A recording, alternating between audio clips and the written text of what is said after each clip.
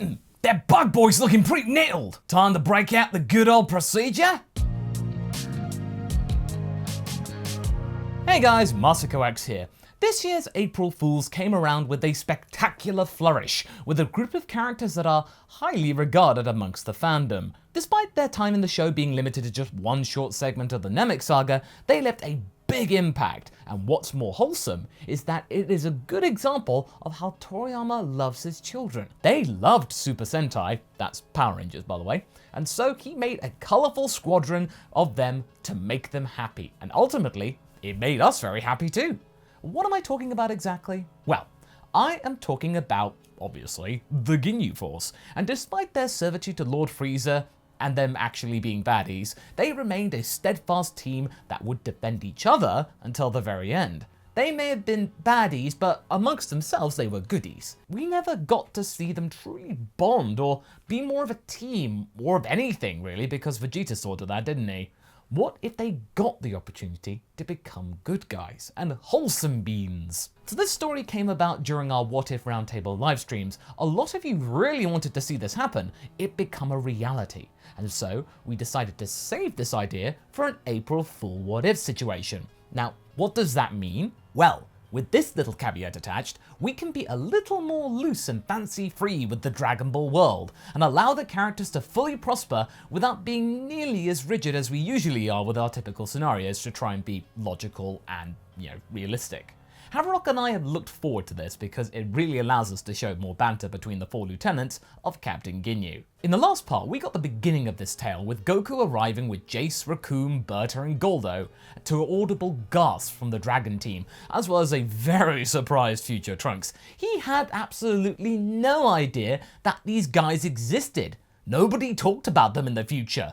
Seriously, the future was no fun. Goku had been able to sway the likes of the four to their side in the time between Namek's explosion and his time on Yardrat, all thanks to what the wish was made on the Earth Dragon Balls. And it's all to do with Mr. Popo's wording in this timeline. Now, instead of just Freeza and his men, it was anybody who had been ended by someone with a nefarious heart, which included the victims of Vegeta, meaning more Namekians survived too, so it's not all bad. From there, the four of them circled around their new leader until Ginyu's frog arrived and was transferred back into his regular body, which had been hopping around Earth all of this time, just on its own. Now back in place, the Ginyu Dance School was formed, to much applause and acclaim from the people of Earth. However, we still have the matter of a time skip to deal with, as well as androids. Can our force step up and help their new posse? The now reformed Ginyu squad were now full in number again, and had grown quite fond of life on Earth. Despite them looking quite different to the people of Earth, and even the Beastmen, you remember that fad, their warm personalities actually made them rather popular, and Ginyu's charisma in particular was very appealing. He was a hit with the young ones, who saw him as a noble person to look up to and a bit of a meme.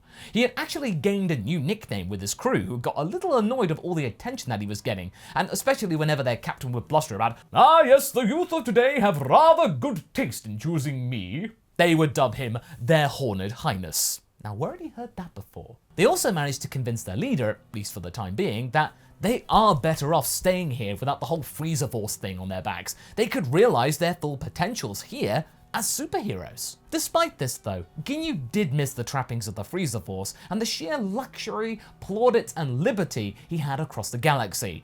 But then again, he actually earned that out of fear, and Earth was nice, and he had mused about the possibility of settling down on a planet sooner or later, well, no time like the present. Thanks to that, every member of the squad is on a good way to full redemption.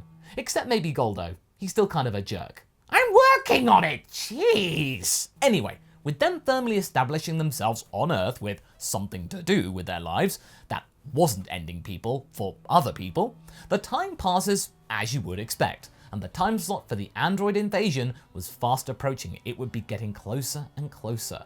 Now, amongst their normal activities, Jeice and Burter had managed to convince Captain Ginyu that, as new heroes of this planet, they needed to take responsibility. They should also train with the others and prepare for the androids. They had noticed Goku and crew getting stronger and stronger, training really hard. Captain, don't you think we should do the same thing? Yes, boss, Goku's getting incredibly fast. I might dare say that he might be coming faster than I. That happened a long time ago, mate. Let it go. Well, all the more reason to train, my red dude. All right, less of the bickering now. You have made a compelling case. I, henceforth, as Captain Ginyu, decree that we incorporate martial arts training into our daily schedules, right after our 4 o'clock dance cooldown. That should make us rather nice and nimble for efficacy's sake. Recoome had also gotten on the case, with some light training with Yamcha, especially taking an interest in the Bandit's Wolf Fang Fist technique, and in return, Yamcha was experimenting with the eraser gun, exchanging of minds. They are, of course, still regularly visited by their new buddy Krillin, as well as Gohan, who likes to see them practice, and especially their poses whilst they are training. They could see that their new allies had taken rather nicely to Earth, and were even starting to make a good living from their acrobatic skills. Though warmed up to their new allies, Krillin has certain doubts on how posing and dancing will help them defeat the androids, but regardless of this uncertainty, he helps them anyway, being even invited to some of the formations. Krillin made a good cherry on top with certain movesets, and after a few sessions, he was rather getting into it, getting sort of used to being carried by Recoome. Ah, so this is what it's like to be Chaozu. Everything else is very much like in the original, since they were all training for the same future scenario. That doesn't change. The Dragon team are collectively both excited, and in some cases rather nervous and terrified of the very real possibility of having to come toe-to-toe with dancing androids, perhaps. But in this timeline, they do have an additional 5 allies who are very quickly catching up with the rest of the crew. Surely that could help. Surely that was a good thing, right? They would have to find out whether it was the hard way, since in age 767, our heroes decided to go to Amembo Island's Papaya Town much sooner, feeling that they are ready to face the androids, but they need a little bit more supervision. Doing what they do best, the Ginyus were patrolling the area a few days ahead, making their tournée around the island, also to keep the citizens in good spirits and to allow them time to possibly evacuate should the need arise. Even if they didn't fight directly, they were very accomplished, the Ginyu Force, when it came to the likes of crowd control. Ginyu had taken to this task very well and saluted Goku every single day. Fear not, Master Goku. We shall endeavor to minimize casualties to as close to 0 as possible. Goku was still not comfortable with the whole moniker and saluting, as he hadn't really earned it, but hey, people would be protected, so that can only be good. May the 12th came, and the Ginyus were doing their final sweep of the island. When the Dragon team proper finally arrived, Ginyu gladly advertised his team's readiness, just as he did every single other day. Ah, Master Goku and his formidable friends. Me and my men are ready to face those nefarious androids together. No sign of them as of yet, though. It seems that the future boy's timing was rather correct. I make it 9:56 AM precisely, and all is well.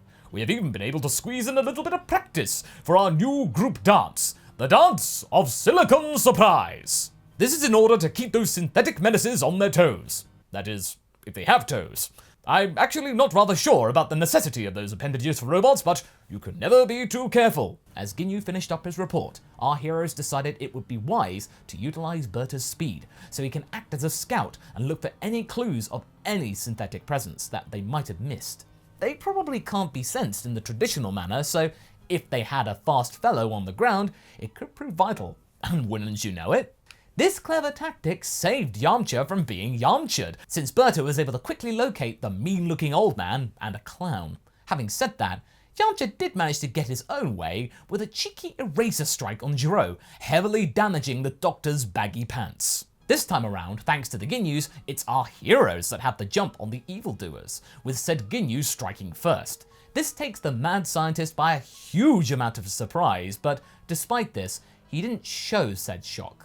Also known as Android 20, the Doctor seems to be rather amused by this revelation and surprise tactic, and even though the Special Force are trained, they were in his eyes still no match for the 2 mechanical maniacs, as he is able to drain their power. They however do manage to draw the 2 away from the city, which makes Goku follow them, and it means that they actually met their goal. The casualties in Papaya Town were practically zilch. As far as Captain Ginyu was concerned, this was an absolute win. Goku decided to join in the fray, and just like in the original, he seems to be winning with Ginyu's Special Force cheering for their master, but sadly though, the heart virus is still a thing, and it takes effect. And going from dominating, Goku is reduced to being dominated. The Ginyus are absolutely shocked by this, and are ready to defend the fallen Goku, as even sensu beans seemingly do not work.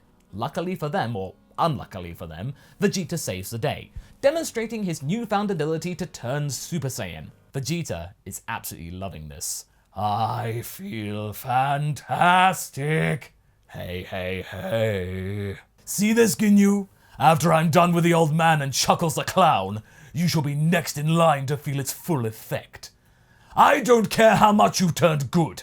You are still the same old terror. You will feel the same that your men did by my boot. Ginyu takes this as an opportunity to take Goku to a safe place as he orders his men to retreat to Kame House, while Vegeta is skillfully dismantling Android 19, as well as ensuring that he and his men don't get wiped out again in the midst of a Vegeta frenzy. The posse arrive at Roshi's place and explain the situation to Master Roshi, Bulma, and Chi-Chi, who also arrive, and together our heroes set up a mini hospital for Goku, with the Ginyu serving as makeshift nurses, waiting to be called into the fray again. Recoome had even managed to procure, somehow, a nurse-like apron, and was ready to tend to Goku's woes.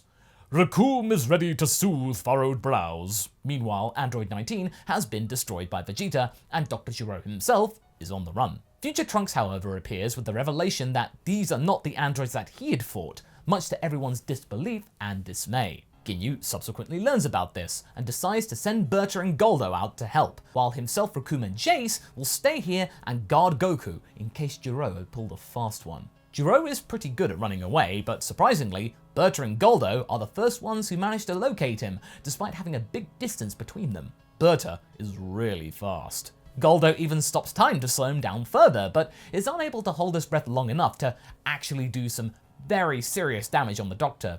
I guess he hadn't worked on that. Still though, he does manage to cause some damage. An oil leak from the Doctor that leads them straight to the lab. Burter arrives at the scene, only to be welcomed by the Doctor awakening 17 and 18.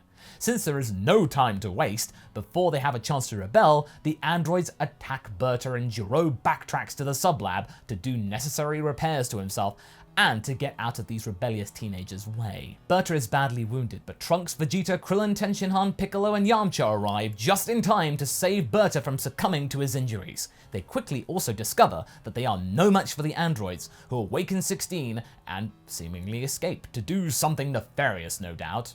If nefarious actually means stealing a van, then absolutely. Unbeknownst to them, Gero has decided to let 16, 17, and 18 go about their business, observing them from a safe distance deep within his sublab. So as to fully establish that he is out of commission, he even blows up the upper portion of his lab, making the heroes believe that Gero had perished together with the lab. Meanwhile, he activates the auto-dock systems in the lab to patch himself up, much like he had done with other creations in the past. We then have the whole exchange between Krillin and Piccolo, which causes Piccolo to storm off to the lookout and fuse with Kami. Burter is given a sensu beam by the Bean Daddy, and the team decides to go and regroup at Kame House to ascertain the situation fully. That is, except Vegeta, of course. He has his own agenda against Android 18, who had broken his arm. That still happened. At Kame House, they then discuss possibilities of butterfly effects. And I thought I was the only one messing around with time. Makes me look like a saint, Guldo remarks. Recoome thinks that we should rethink our next steps, as he was mopping Goku's sweaty brow that he was expertly tending to. Their conversation gets interrupted by a news report that some people have mysteriously vanished, but that had nothing to do with the androids, as at the time, our heroes were busy with them. Well, what the rest of the Dragon team don't know is that Piccolo was investigating the missing people at Ground Zero and comes across a creature named Cell. This time, said Cell can move faster and for some reason stop time for short periods. Still, Kamikolo is quite powerful, which causes Cell to retreat. No one is more surprised to learn about Cell than Dr. Gero in his lab. He turns to the green vessel in the center of the lab and spots the embryonic Cell. It's still here. How? How is the adult version of his secret project already there? It shouldn't be here for another couple of decades. He needs answers, but more importantly, he also needs upgrades. He might slightly be outnumbered too, so he decides, just for jolly's sake, to release androids 13, 14, and 15 from the sublab. Mighty kind of the Doctor, wouldn't you say? Meanwhile, 16, 17, and 18 are able to locate Kame House, but Piccolo intervenes and challenges them. As in the original, the fight between 17 and Piccolo is pretty even, but they are interrupted not by Cell, but by 13, 14, and 15 instead. It's utter chaos, with three groups fighting each other, and the one to seize the opportunity is Cell, who sneaks in between the groups by stopping time. Ah yes, that word, Toki o tomare! But to his surprise, Guldo is immune to his time stop and witnesses Cell do his thing, managing to consume Android 17. But before he is able to do the same to 18, Guldo distracts him with a ki blast. Cell is able to transform into his semi-perfect form. He reveals his agenda and plans, and much to Cell's liking, 13, 14, and 15 swear their allegiance to him. Having 4 minions, he goes after 18 and 16, who are now on the run, leaving the Dragon team for dust, and also completely bemused. Guldo reveals what he saw, and that he might be the only one to stop the monster from absorbing another person. Ginyu, Jeice, Burter, and Guldo follow them, leaving Recoome as Goku's guard. Krillin follows them, as he is completely enamored by 18, while Trunks, well, Trunks feels like everything is out of his control. Why is he even here? Luckily, Goku slowly returns to health and tells everyone about the time chamber, being able to get Vegeta on his side. Vegeta would be the one to enter the room with Trunks, while the rest are watching as the Ginyus are trying to distract Cell and his mechanical minions from getting to the other androids. It's chaotic and insane, and Piccolo is worried that this might just be the beginning. And that's where we're going to be leaving things for right now. So what do you guys think? What strange new powers does Cell have as well with the Ginyus here? Can Recoome tend to more furrowed brows in time? Leave a comment below and let's get this discussion going. And I shall see you in the next video. Catch you later!